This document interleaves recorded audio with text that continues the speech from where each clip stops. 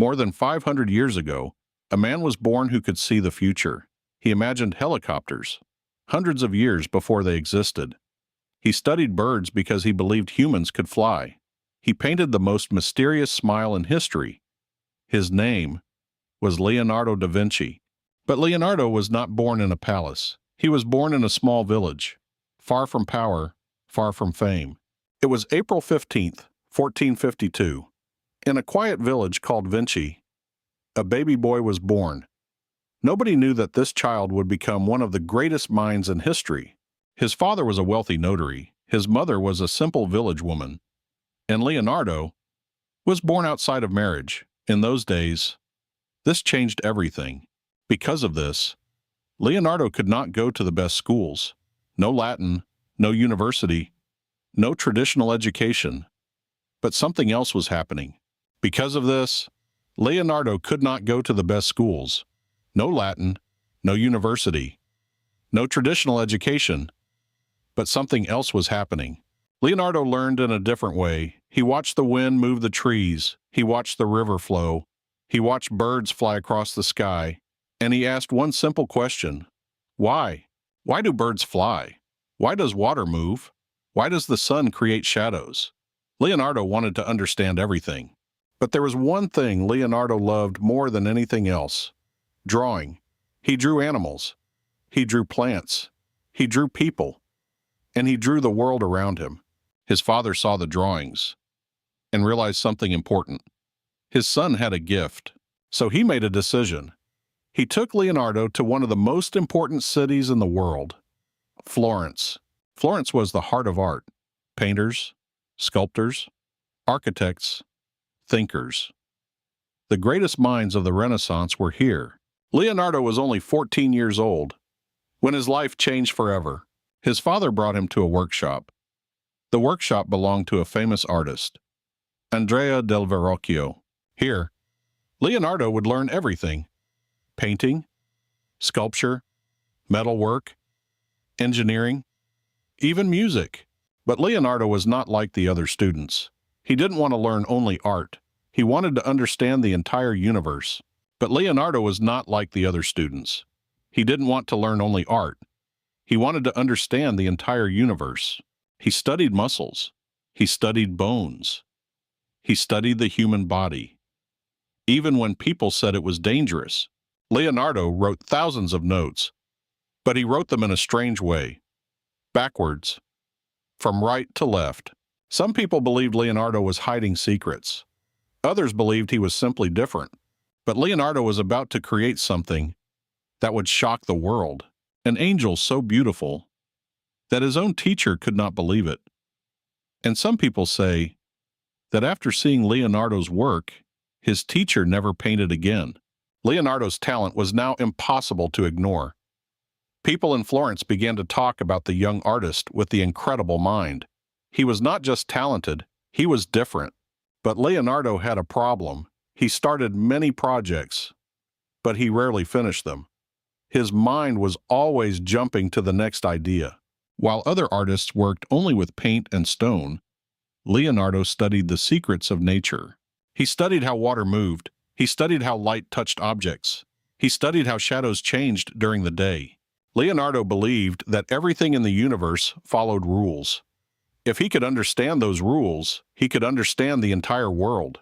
But soon Leonardo decided to leave Florence. He wanted bigger opportunities. He wanted bigger ideas.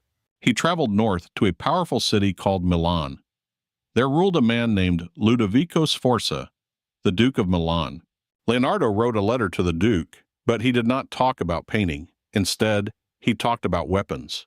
He promised to design bridges. He promised to design war machines. He promised to design powerful weapons. The Duke was impressed. Leonardo was hired, not just as an artist, but as an engineer and inventor. In Milan, Leonardo worked on many projects. He designed buildings.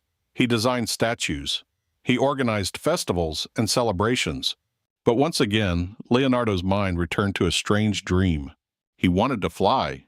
Leonardo spent hours watching birds in the sky. He studied every movement. He studied wings. He studied feathers. He studied how birds turned in the air. Leonardo believed that flying was not magic. It was science. He designed machines with giant wings powered by human strength. He even designed something that looked like a helicopter. These ideas were hundreds of years ahead of their time. But Leonardo was not only dreaming about flying, he was about to paint one of the most famous artworks in human history. In Milan, Leonardo began working on a painting that would change art forever. It was a scene from the Bible, the moment when Jesus tells his disciples that one of them will betray him. The painting was called The Last Supper. It would cover the entire wall of a monastery dining hall. Leonardo wanted the painting to feel alive. He wanted every face to show emotion: shock, anger, fear, confusion. Every disciple would react differently. Leonardo spent days walking through the streets of Milan. He watched people. He studied their faces. When he saw an interesting face, he sketched it in his notebook. He wanted the painting to feel real, not like a painting, but like a moment, frozen in time. Leonardo worked slowly. Some days he painted for hours. Other days, he simply stared at the wall thinking. But Leonardo made a risky decision. He did not use the traditional painting method. Instead of painting on wet plaster, he used a new technique. He wanted more control over the colors. The result was beautiful, but the painting began to fade only a few years later. Even damaged, The Last Supper became one of the most famous artworks ever created. Years passed. Leonardo continued to travel from city to city. Then, in the year 1503, he began another painting, a simple portrait of a woman named Lisa Gherardini. She sat quietly with her hands folded, but something about the painting was different. Leonardo created a strange, dreamlike landscape behind her. Mountains, rivers, and distant roads. And then there was her smile. Was she happy? Was she hiding a secret? Was she simply amused? More than 500 years later, the world is still asking the same question. Leonardo worked on the portrait for years. He changed small details again and again. He studied the face carefully, trying to capture something deeper than a simple expression. He used a special technique called sfumato. This technique made the colors soft and smooth. The lines almost disappeared. The result was something magical. The face looked alive. But Leonardo never gave the painting to the man who ordered it. He kept it with him everywhere he traveled. Maybe he believed the painting was never finished, or maybe he simply loved it too much. While Leonardo painted and invented, the world around him was changing. Italy was full of powerful cities: Florence, Milan, Venice, Rome, and these cities often fought each other. Because of the wars, rulers wanted new weapons, and Leonardo was ready to design them. He designed giant crossbows. He designed armored vehicles that looked like early tanks. He even designed machines that could attack enemy ships. Many of these machines were never built, but the ideas were far ahead of their time. Leonardo also designed bridges, canals, and new types of buildings. His notebooks became filled with thousands of drawings: flying machines, anatomy studies, war machines, mathematics, and strange inventions. But Leonardo was getting older. His body was becoming weaker, but his mind was still full of ideas. Then something unexpected happened. The King of France, Francis I, invited Leonardo to live in France. The king admired Leonardo. He believed Leonardo was the greatest mind of the Renaissance. Leonardo accepted the invitation and left Italy for the final chapter of his life. Leonardo arrived in France in the year 1516. He was now an old man, but he was still respected across Europe. King Francis I welcomed him with great honor. He gave Leonardo a beautiful house near the royal palace. Leonardo's new home was a quiet place where he could think, write, and reflect on his life. He brought his notebooks with him, thousands of pages filled with ideas and drawings. Inside those notebooks were ideas the world would not fully understand for centuries. Leonardo could no longer paint very well. His right hand had become weak, but his mind was still active. He continued to design machines and write his thoughts. King Francis often visited Leonardo. They talked about science, art, and the future of humanity. The king admired Leonardo deeply. He believed Leonardo was the greatest thinker of his time. Leonardo spent his final years peacefully. He looked back at a life full of curiosity and discovery. On May 2, 1519, Leonardo da Vinci died in France. He was 67 years old. But Leonardo's story did not end there. His paintings became treasures admired all over the world. His inventions inspired engineers centuries later. His curiosity became a symbol of human creativity. Leonardo was not just a painter, he was a scientist, engineer, inventor, and dreamer. He asked questions that no one else dared to ask. He imagined a future that the world would only see hundreds of years later. Today, his name is remembered everywhere in the world because Leonardo da Vinci showed us something powerful. The greatest discoveries begin with curiosity. Even in his final years, Leonardo's mind never stopped working. He continued filling his notebooks with ideas, sketches, and strange inventions. Some of these drawings looked impossible for the time. Machines that could fly, machines that could move underwater, and machines that could move entire cities. Leonardo believed the world worked like a giant machine. Everything had rules. The movement of water, the movement of air, the movement of the human body. He spent years trying to understand these invisible laws. He studied rivers and storms. He studied how water carved valleys into the earth. He believed that if he understood water, he could understand the forces that shaped the entire planet. Leonardo also spent many nights studying the stars. He believed that the universe followed mathematical patterns. He believed nature was like a giant puzzle waiting to be understood. But perhaps the most unusual thing about Leonardo was his endless curiosity. He was never satisfied with simple answers. Every answer created a new question. Why do birds fly? Why does water flow in spirals? Why do muscles move the way they do? Leonardo believed that understanding these questions could unlock the secrets of life itself. His notebooks eventually filled thousands of pages. They contained drawings of flying machines, parachutes, diving suits, and strange mechanical devices. Many of these inventions were never built during his lifetime. The technology simply did not exist yet.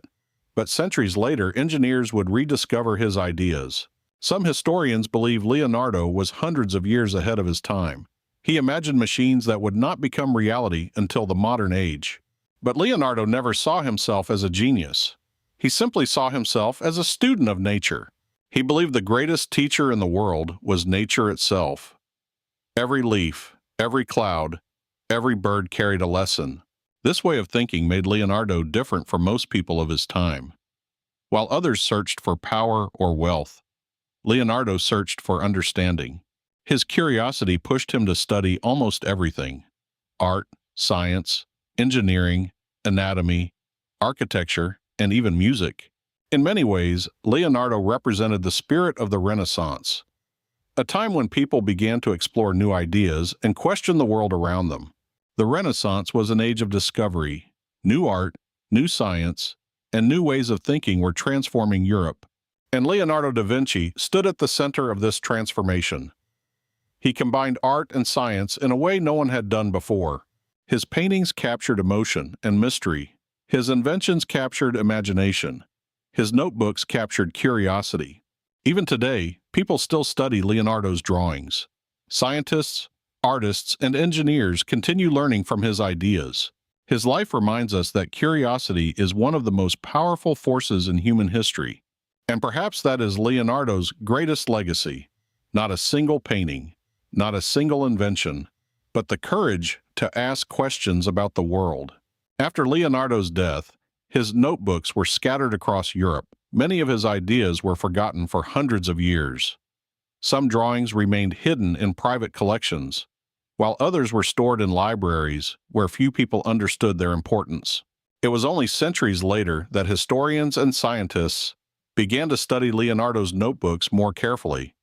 When they opened those pages, they discovered ideas that seemed almost impossible for the 1400s. Inside those notebooks were designs for helicopters, parachutes, armored vehicles, and even early concepts of submarines. Many engineers were shocked by how advanced these ideas were. Some of Leonardo's ideas would not become reality until the 19th or even the 20th century. This meant his imagination was hundreds of years ahead of the technology of his time. But Leonardo's genius was not only in his inventions, it was in the way he looked at the world. He observed nature with patience and curiosity, believing every detail had meaning. For Leonardo, art and science were never separate. Painting required understanding light, shadow, and anatomy. Engineering required creativity and imagination. This combination of art and science made Leonardo unique. He was not just a painter. He was not just an inventor. He was a thinker who tried to understand the entire universe. Today, his paintings hang in the world's greatest museums. Millions of people travel across the globe just to see the Mona Lisa with their own eyes. Students study his drawings. Artists study his techniques. Engineers study his inventions. His influence continues even after 500 years. Leonardo da Vinci showed the world something powerful. He proved that curiosity can change history. He was born in a small village without a formal education. Many people doubted him, but he never stopped asking questions. And those questions led him to create some of the most famous paintings and ideas in human history. Leonardo reminds us that the greatest discoveries often begin with simple curiosity. A question, a sketch, an idea. More than 500 years later, the world still remembers the boy from Vinci who wanted to understand everything. Leonardo da Vinci was more than an artist. He was a dreamer, a scientist, and a pioneer. And his greatest lesson is simple. Never stop asking questions about the world.